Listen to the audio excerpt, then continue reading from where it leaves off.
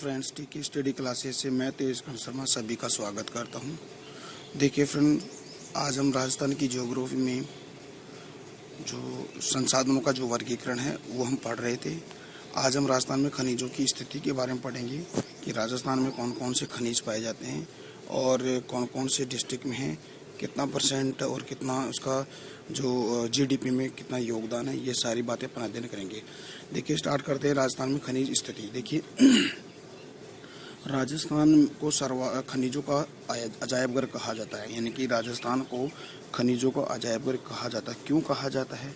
क्योंकि राजस्थान में खनिजों का भंडार और उत्पादन की दृष्टि से काफ़ी महत्वपूर्ण है और यहाँ पूरे भारत के संदर्भ में यदि देखा जाए तो यहाँ पर 82 प्रकार के खनिज भंडार के रूप में पाए जाते हैं, यानी कि 82 यानी 82% खनिजों का भंडार हमारे अकेले राजस्थान में ही पाया जाता है। लेकिन राजस्थान में जो वर्तमान में लगभग 57 खनिजों का उत्पादन किया जा रहा है, यानी कि 82 प्रकार के खनिज भंडार पाए जाते हैं, लेकिन इनका जो उत्पादन है, इनका जो प्रोडक्शन है, वो 57 खनिजों का प्रोडक्शन किया जा रहा है। 82 प्रकार के खनिज होने के कारण इन्हें राजस्थान का अजायबघर कहते हैं, कि भंडार की दृष्टि बहुत ही ज़्यादा, इसलिए उसको क्या कहते हैं? खनिजों का अजायबघर कहते हैं। देखिए डियर फ्रेंड, इससे पहले वाला जो हमारा जो टॉपिक था, जो खनिजों का वर्गीकरण यानी कि क्लासिफिकेशन ऑफ मिनरल्स, तो डियर फ्रेंड्स यहाँ से मेरे से एक मिस्टेक हो गया है। इसके लिए मैं आपसे बहुत बहुत माफ़ी चाहता हूँ, क्योंकि क्लासिफिकेशन नहीं बोल के मैंने क्वालिफिकेशन बोल दिया। तो प्लीज़ आप इस चीज़ को इग्नोर कर दीजिएगा, यानी कि मैं जो बोलता हूँ वो आप फोकस जो मेरे नोट्स हैं उन पे करिएगा, ठीक है? थोड़ा फास्टली बोलने से ऐसा मिस्टेक हो ही जाती है, तो मैं इससे आपके लिए माफ़ी चाहता हूँ। आगे बढ़ते हैं। तो 82 प्रकार के खनिज भंडार पाए जाते हैं और 57 प्रकार के खनिजों का प्रोडक्शन किया जा रहा है, इसीलिए राजस्थान को खनिजों का अजायबघर कहते हैं। आगे बढ़ते हैं। देखिए डियर फ्रेंड्स, राजस्थान के समान ही धात्विक खनिजों के भंडार और उत्पादन की दृष्टि में कमजोर है, यानी कि राजस्थान भारत के समान ही, क्योंकि भारत में भी जो भंडार और उत्पादन की दृष्टि से पूरा भारत क्या है, इस स्थिति में बहुत वीक है। तो ऐसे राजस्थान भी भारत के समान ही धात्विक खनिजों के भंडार और उत्पादन की दृष्टि से कमज़ोर है, यानी कि जो धात्विक और ऐसा मैंने बताया, क्लासिफिकेशन ऑफ मिनरल्स के बारे में मैंने बताया था, 4 प्रकार के हैं, जैसे धात्विक खनिज है, अधात्विक खनिज है, ईंधन खनिज है और परमाणु खनिज है। इसको पिछले वाले वीडियो में बहुत ही डिटेल से मैंने आपको ये स्टडी करवाई थी। तो इसका मतलब ये हुआ कि राजस्थान भारत के समान ही धात्विक खनिजों के भंडार और उत्पादन के अंदर क्या है, कमज़ोर है। राजस्थान में अधात्विक खनिज अधिक पाए जाते हैं, क्योंकि राजस्थान के अंदर जो अधात्विक जो खनिज हैं बहुत ज़्यादा पाए जाते हैं, यानी कि यहाँ की स्थिति पूरे भारत के संदर्भ में भी है, यानी कि भारत के संदर्भ में राजस्थान के अंदर अधात्विक खनिज बहुत ही ज़्यादा पाए जाते हैं, ठीक है? इसलिए राजस्थान और भारत दोनों ही विकासशील और पिछड़े वर्ग की स्थिति में बने हुए हैं, और इसीलिए क्या होता है, अधात्विक खनिजों की दृष्टि से हमारा राजस्थान और भारत क्या है, पिछड़े विकासशील और पिछड़े वर्ग की स्थिति में बने हुए हैं, ठीक है? राजस्थान पूरे भारत में कुछ खनिजों के संदर्भ में एकाधिकार रखता है, यानी कि राजस्थान पूरे भारत के संदर्भ में एकाधिकार रखता है, यानी कि समथिंग 95% से लेकर 100% अकेले राजस्थान के अंदर ही ऐसे खनिज है जिनका प्रोडक्शन राजस्थान में होता है। जो ऐसे खनिजों के अगर नाम देखें या आप देखिए, 100% राजस्थान में खनिज पाए जाते हैं। जैसे देखिए, जैसे तांबड़ा है, जास्पर है, सेलेनाइट है, सीसा जस्ता और वुलस्टोनाइट, ये ऐसे खनिज हैं जहां पर राजस्थान के अंदर 100% पाए जाते हैं। देखिए, तांबड़ा, जास्पर, सेलेनाइट, सीसा जस्ता और वुलस्टोनाइट, ठीक है?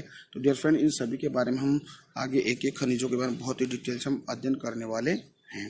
देखिए, इसका एक शॉर्ट ट्रिक बनाया है, ताजा सीसा से बुल।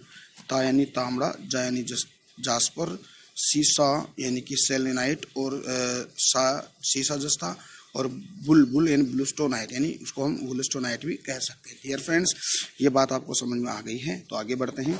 अब हम अगला टॉपिक लेते हैं, राजस्थान में पाए जाने वाले प्रमुख मिनरल्स यानी खनिजों के बारे में। तो हम आज एक ही मिनरल्स के बारे में अध्ययन करेंगे, तो वो है आयरन और, ओके, लोहा अयस्क की बात अपन करते हैं। देखिए डियर फ्रेंड्स, जो लोहा अयस्क है वो आग्नेय चट्टानों में पाया जाता है, यानी कि अगर देखिए अरावली पर्वतीय प्रदेश है वहाँ पर बहुत ही ज़्यादा इसका उत्पादन होता है। ठीक है, तो जो लोहा अयस्क है, लोहा अयस्क देखिए, लोहा अयस्क कितने प्रकार के होते हैं? 4 प्रकार, यानी लोहे के प्रकार कितने? 4 है। हेमेटाइट, ठीक है, मैग्नेटाइट, लिमोनाइट, सेरेनाइट। ठीक है, राजस्थान में हेमेटाइट प्रकार का लोहा बहुत ही ज़्यादा पाया जाता है। तो ये 4 प्रकार की हो गई।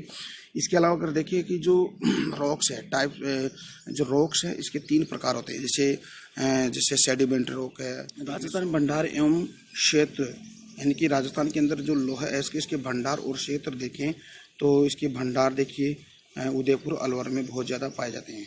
ठीक है, जैसे जयपुर में मोरिजा बानोल, ठीक है, दौसा में निमला रायसेला, झुंझुनू में डाबला सिंगाना और सीकर में नीमखा थाना। तो डियर फ्रेंड्स ये बहुत इंपॉर्टेंट है।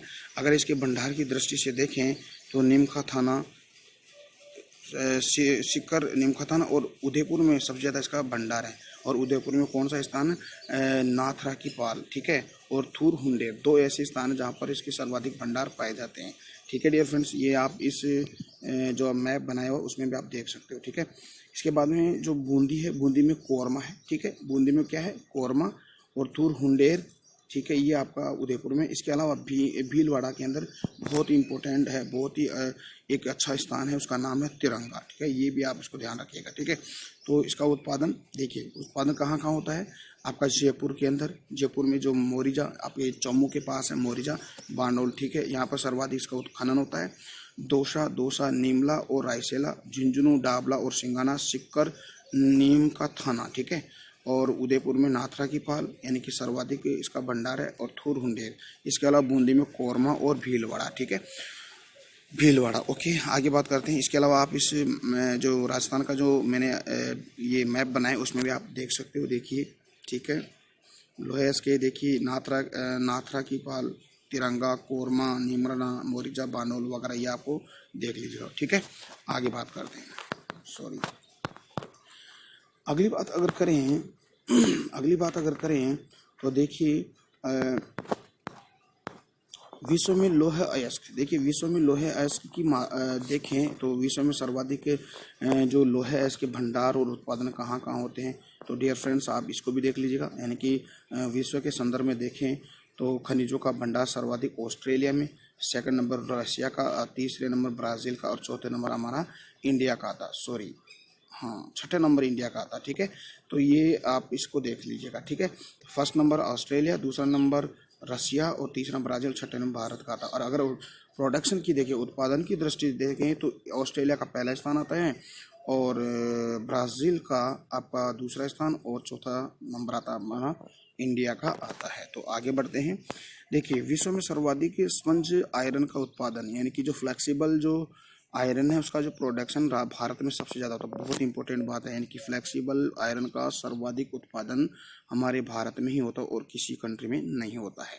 ठीक है, इसके कुछ बातें हो रही है। इस मोस्ट इंपॉर्टेंट बात है, देखिए पृथ्वी पर सर्वाधिक कौन सी धातु पाई जाती है? पृथ्वी पर ऊपर, ठीक है, एल्यूमिनियम होता है। ठीक है, और पृथ्वी में, यानी कि पृथ्वी में सर्वाधिक धातु कौन सी पाई जाती है? वो निकिल, जो Ni, ठीक है, निकिल पाया जाता है। तो एल्यूमिनियम और निकिल, जैसे आपको पता है कि पृथ्वी की 3 परतें होती है, सियाल, सीमा, निफे। ठीक है, तो इसमें सर्वाधिक पृथ्वी के ऊपर तो एल्यूमिनियम सर्वाधिक पाया जाता है, और पृथ्वी के नीचे सर्वाधिक निकिल पाया जाता है, Ni पाया जाता है, और सर्वाधिक तत्व की मात्रा होती है O2, ऑक्सीजन पाया जाता है। तो डियर फ्रेंड्स आगे बढ़ते हैं।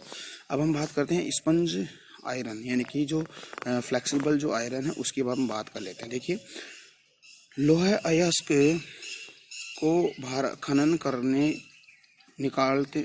करके निकालते तो उसमें अयस्क के रूप में अनेक खनिज पाए जाते हैं। साफ करके शुद्ध लोहा अयस्क प्राप्त किया जाता है।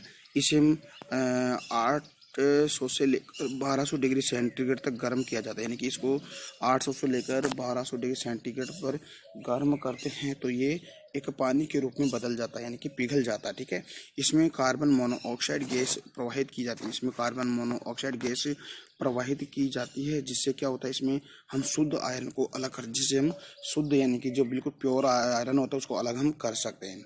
जिस तरीके से स्पंज किसी को सोख लेता है, यानी स्पंज क्या है, किसी को सोख लेता है ना, वैसे इसको कार्बन मोनोऑक्साइड गैस से इसमें प्रवाहित करके जो शुद्ध जो आयरन है, शुद्ध जो लोहा है उसको अलग कर लेते हैं। ठीक है, अब हम बात करते हैं भारत में लौह अयस्क के जो भंडार है और उत्पादन की दृष्टि से देखें तो उत्पादन और भंडार में प्रथम स्थान अपना उड़ीसा का आता है। ठीक है, बहुत इंपॉर्टेंट उड़ीसा का आता है। इसके पश्चात राजस्थान उत्पादन की दृष्टि से भारत में 7वें स्थान पे आता है, यानी कि प्रोडक्शन की दृष्टि से क्या आता है, 7वां स्थान आता है। तो डियर फ्रेंड्स, आज का हमारा टॉपिक एंड होता है। कल हम एक नए टॉपिक के साथ हम आपसे मुलाकात करेंगे। तब तक के लिए आपसे इजाज़त चाहता हूँ। नमस्कार।